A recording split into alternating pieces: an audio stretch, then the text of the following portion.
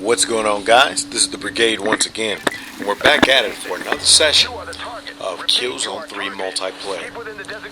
Alright, so this time around I figured I'd bring you guys a different multiplayer map. So, this is the MAWLR Junkyard. As a matter of fact, the MAWLR Junkyard is one of the more popular maps. As a matter of fact, I'm inclined to say that 3 of the most popular maps are probably this one, Acmere Snowdrift, and Bilgarst Boulevard. Right now, granted, I mean, you got Radic Academy and some of these other maps, and I'm not trying to say that some of these other maps are not good as well. I'm just saying, in most cases, when I'm online and I'm, participating with the multiplayer, these are probably the 3 maps that most people vote on more often than others. Right now, I think there's like a total of 10 or 15 maps, especially if you purchased the DLC that they had, last year or something like that, or maybe a year before that. I can't really remember off the top of my head. But aside from that, I mean, you'll get guys who want to visit these 3 maps all the time, which is all good. Right, and it's just basically confirming what I'm saying. So, basically, this is the assassination mission. I'm doing Warzone right now, and like I said before in the last video, Warzone is basically, I think it's like a 20 or 25 minute session, obviously based upon how good or bad your team does. But on an average, I would say each Warzone mission can take about 20 to 25 minutes, and it's broken up in several segments. The first, which was assassination. Right, and as you guys can see with that first objective, I was the target, and actually I was able to survive. And earlier, I kind of had to check my map because I'm sitting there like, okay, there's an assassination mission, and I'm here all by myself, and no one is here to get my back. And you would think that in most cases, as a matter of fact, I'll even say worst case scenario, you'll have 1 or 2 medics somewhere around me, so that even if someone catches me by surprise, at least I can be revived by a medic. But just from my first impression of that first mission, I might be with a group that's not really concentrating on the objectives, but they are focusing more so on getting kills, which I mean is all good. Everyone, they have their own thing. Right, some games I concentrate on missions, other games I concentrate on getting kills as well. So I mean, it's all good no matter what kind of player you aim to be. So, like I said before, I am very much looking forward to Killzone Shadowfall, and according to the news that I've heard, that should be released sometime later on this year. For the most part, I think it's 4th quarter this year. And I am so excited, and I cannot wait for that game to be released. As a matter of fact, once the game is released, I don't even know if I'm going to visit the single player mode, right? Because basically the online mode or the multiplayer mode is the bread and butter of most games. Now, this is not to say that the single player component in a lot of these games are not equally fun or equally good. What I am saying is, after you go ahead and enjoy the single player, I mean, the same could be said for Dark Souls, because the single player is definitely fun, but the most excitement is definitely experienced with the multiplayer. So, I mean, I don't know. Walkthroughs, I'm not really big on walkthroughs. I kind of like talking about multiplayers. Walkthroughs, there's a lot of things involved in it. I don't know, I might just go ahead and do it for GP since it's a new game, and since there's a lot of people that's going to be looking forward to playing it. But I cannot guarantee that I'm going to do a walkthrough of Killzone Shadowfall. Now, what I will guarantee, that I definitely will be playing a lot of multiplayer, and will share some of my experience with a lot of you guys. Right, as a matter of fact, hopefully some of you guys will be getting the PS4 once it's released, and perhaps we can even get a new Brigade clan on the PS4 console. Alright, so this is basically one of the areas that the opposition will definitely try to breach, right? Because it's an open area. I don't know if you guys are familiar, but in the event that you're not, if you kind of look at that overhead bridge, there's basically a button where if you get caught in between kind of like this area, they can basically smash you. Right? So that's why in a lot of cases, well, not only because of that, but you also want a little bit of cover. So that's kind of why, you know, you'll notice that a lot of guys, they'll just basically camp there, especially for those guys that are just basically trying to get a lot of kills. They'll just sit there and pick off as many people as they can. But the same could be said on the other end, right? Because you got snipers everywhere. And that sniper rifle is very powerful. Rather powerful, right? As a matter of fact, you can really zoom in pretty good. So, you know, just as you may think you're getting kills, there's the opposition on the opposite end getting as many kills, or perhaps even more kills than you may be.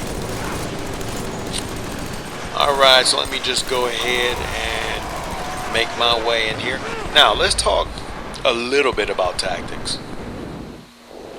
One thing that I notice about a lot of players, especially with Killzone, is that a lot of these guys, they'll get to an area where you know the opposition is trying to push through, and instead of pushing through yourself, you'll basically just sit there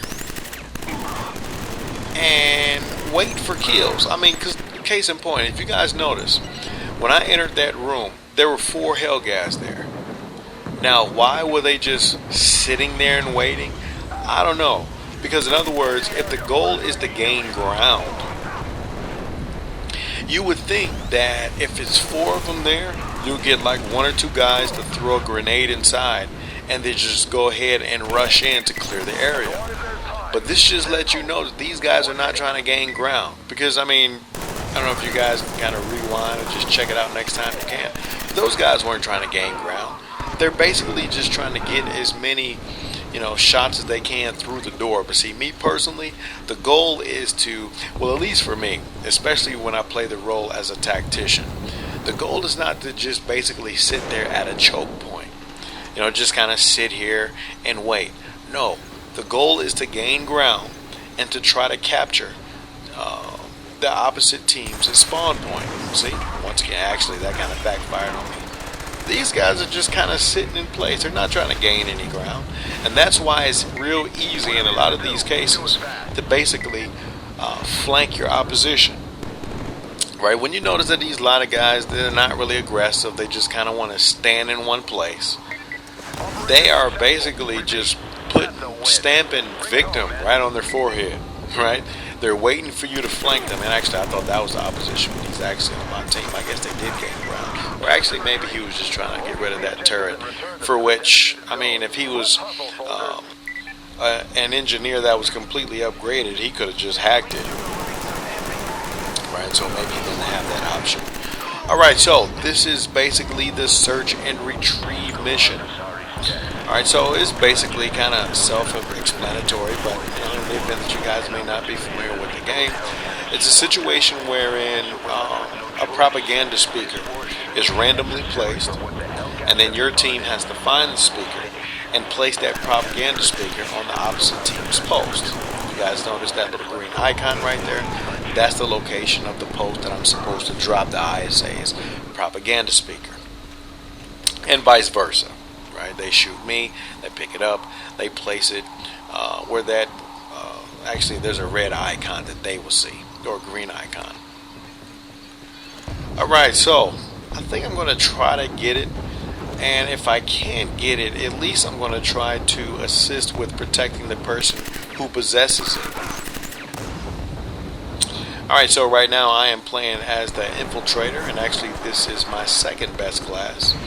As I kind of covered in the last multiplayer video, I personally prefer either the infiltrator or the engineer. Okay, now where is this guy? Okay, so he is in his spawn, he is in his home base. Okay, now why is he not trying to come out? I mean, because if you guys pay close attention to the score, we're up 1. So can they really afford to just kind of sit in their home base and wait? I wouldn't say they could, especially if they're kind of focused on getting as many objectives as they can. Man, I gotta get tight on my aiming. Alright, so I was able to get the kill, but I got blown to bits basically over that C4.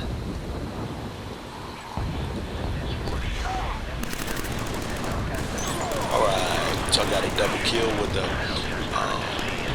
explosion. So we're good to go right there. And I am so excited to see what Killzone Shadowfall is going to bring to the table. Now obviously the graphics are cool. You know, a lot of people, they kind of had comments about how bright the game looked and they were kind of excited about it. But personally, I didn't like the fact that it was bright. Now, I'm not saying that I didn't like the new colors, but it was just too clean, right? I don't think a Warzone should be clean looking. And Killzone, basically, the environments, in my personal opinion, were definitely fitting, especially in 2 and 3. Now, I'm not really familiar with the environments in Killzone 1, but in Killzone 2 and 3, in my personal opinion, the environments were definitely fitting. They were gritty, you know, they were kind of dark, they looked dusty. It looked like there was a lot of things going on, and that's how a real Warzone is. I mean, Killzone Shadowfall, at least from the videos that I've seen, you know, it's kind of bright, it's clean, everything looks fresh. And you know, it's okay with regard to, you know, some of the graphics they're trying to exploit in the PS4 console. But at the end of the day, I want something consistent with the Killzone franchise. So I mean, for the most part, I think that's the only thing I didn't necessarily like from what I've seen so far. But then again, you know, that's just a showcase for E3. It's not necessarily a full indicator of what you might see during not only the single player, but also the multiplayer. Alright, so I'm just basically sitting here camping, getting some cheap kills, right? And I'm basically kind of doing what some of these other guys doing. And the thing is, I mean, it's cool. I'm going to get probably about 5 or 6 kills. But just to sit here in one place is kind of boring. I mean, I kind of like sticking and moving around and, you know, kind of hunting these guys down. So actually, he found me, but he's not able to kill me for the most part. So we're good. Alright, get some ankle shots for the win. Get some knees over there. Alright, so I got my 5 or 6 kills, so I can go ahead and move out.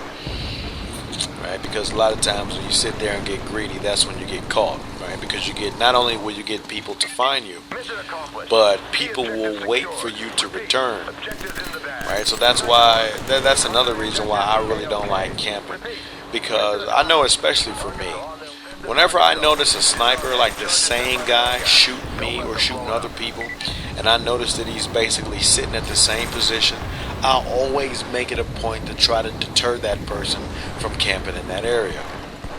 Right? So in other words, if I see him in defilade, or if I see him hiding behind a crate, after I finally get him, I'll basically wait for him to show in that area again to try to take care of him, to serve as a deterrent.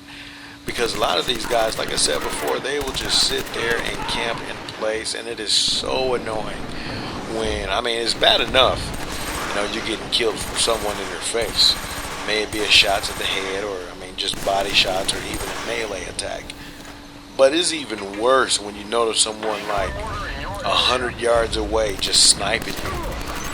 So, whatever's a part of the territory. Alright, so like I said before, if you notice, these guys are not doing anything. They're just sitting here camping. So that's why it's so easy to flank them. Right? Because instead of trying to gain ground, like I said before, because one thing that I would do, but I mean, then again, in all fairness, perhaps this is just a lot of random people joining on the multiplayer. Whereas when you have a clan, you know, this is one of the benefits of having a clan. You can kind of, you know, set up practice matches. You can discuss tactics, and you can try to exercise or actually put those tactics in place once you guys get a full game together. And that's what I used to do when I used to have a clan on Killzone 3. Speaking of clan, on Killzone 2, that's when I had the Martyrs Brigade. But actually, in Killzone 3, when it first came out, I was a part of a VG clan. I think it's like Veritas Gaming or something like that. And actually, that clan was pretty good. And, you know, when you have a clan, like I said before, you can discuss tactics, just like the one I'm talking about. When you're in that room, you have 4 or 5 guys just sitting in one place. When you can have 2 guys say, look, throw grenades down the hole, have another guy pop off with a rocket launcher, and then as soon as you see the explosion, you rush in and try to clear the room. Once you clear that room, you get more buddies behind you, and then that's when you have more manpower, and you can try to take over that second spawn point. But when those guys are just kind of sitting in one place, not really using their grenades, not taking advantage of their rocket launchers, you're basically stuck in a situation where 2 people are at a stalemate, and they're just getting as many kills as they can from the opposite ends. So, I mean, from a trying to get a kill perspective, it's cool. But see, now look at these guys. You see, they're coming in pairs. Now, that's not to say that that's not to say that those 2 are representative of the whole team. But at least they came in pairs. They came as a team, and they were trying to do something. Now, maybe if they had a third person, like let's just say a medic, that definitely would have been effective, because one person can't take out 3. And if you can, at least with a medic, you can at least revive some of those other people. Well, I guess I can take out 3. As a matter of fact, I guess you could take out 4. Right? As I just did. As I was lucky enough to do. Alright, but I got basically tightened up with the mortar strike. 1 minute. Move it, soldiers. Alright, so, like I said before, this will be a multi-part series that I like the title, Preparing for the Shadowfall. And in this series, not only will it feature Killzone 3 multiplayer, but it will also feature a full walkthrough of Killzone 2. Now, I hadn't forgot about it. I still got some things going on. You know, I'm playing Killzone 2, I'm playing Killzone 3, I'm studying on the backstory of Killzone 2, and I'm also getting some material together for my Dark Souls videos. Right, I kind of got some things going on.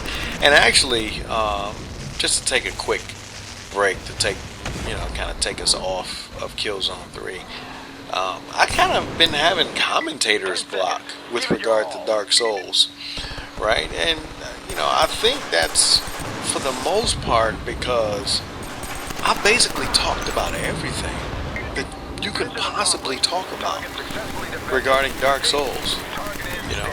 I've probably done every single thing, talked about most things, and the things I haven't talked about, other people have covered. Now, me personally, I'm not into the lore, obviously, so, good old EMB, and some of these other guys has got that all covered. You got Mr. I Won't Forget, he's all on the weapons, right, so that's his thing. I won't kind of piggyback on that. Sunlight Blade has got his awesome series. It's kind of like a top 10 series. I think that's awesome. So, he can go ahead and take care of that. So, I mean, aside from that, aside from all the previous commentaries that I've had, I've basically had commentators block. And the reason why I bring that up, I've kind of had, every now and then, even when I'm not necessarily playing, I might go visit the Twitch streams, or, not even when I'm playing. Sometimes I'm just doing nothing. I'm saying, well, let me just kind of see what everybody's up to. And that's, I guess I'm just a Dark Souls fanatic, especially when you can just kind of do nothing. Like, let me check out the streams. But, so I don't know. Maybe one of these days I'll get out of my commentators block. But until that point, I definitely have a lot of footage. I've been doing a little forest hunting. In addition to that, I've been doing random invasions because I noticed to myself, you know what? I haven't really done a random invasions video in a good while. Right? So I think one of these days I'm going to go ahead and put some commentary and attach it to one of these videos, and we will be good to go. just like I'm good to go so far. If you guys notice, I am number 1 out of a full squad, so it looks like I'm doing pretty good. Not only, you know, because of my own efforts, but with the assistance of my team. So, actually, this game is almost over. As a matter of fact, it will be over in just under about 40, actually just over 4.5 minutes. Right, because we're 5-1. There's a total of 7 objectives, and this is the last one. It looks like it's capture and hold. And once again, if you guys are not familiar with Killzone 3, it's just a situation where you guys see those 3 icons. The opposite team try to capture and hold. Hold meaning they maintain the position and get as many kills as they can. If you guys notice, the team that wins is the one that not only holds and can defend the position, but gets the most kills, right? Because if you notice, we have 2 posts manned, and that's the 2 green bars. And just under that, you'll see a horizontal green bar that is longer than a red bar. Well, that just means we're getting more kills than our opposition. If you guys notice, the brigade is, well, I can't say I'm tightening anybody up because I just got a shot to the face. Right, but it's all good. Alright, so, like I said before, I'll be back at it with the Dark Souls one of these days. I'm going to aim for this Saturday. Hopefully I'll be able to get something up for this Saturday. If not, sometime soon. But I definitely have some good material recorded. Alright. So, we're just under 3 minutes, and hopefully, actually, I don't even think they can come back at this point. I mean, this is just basically game over. And if you guys notice, I'm already past the defensive position. I'm just trying to get these guys as they come out to get a few extra kills. Come on, dude. Yep. Standard data. Standard data. Actually, is he on my team? Operation successful. Target area I think so. taken and held. Ground advantage Red goes secured. green. Alright, and he tied me up. Actually, that was a simultaneous kill. Well done, gentlemen. We kicked their asses. Alright, guys, well, this is it. I hope you enjoyed the footage. Well, until next time, Martyrs Brigade is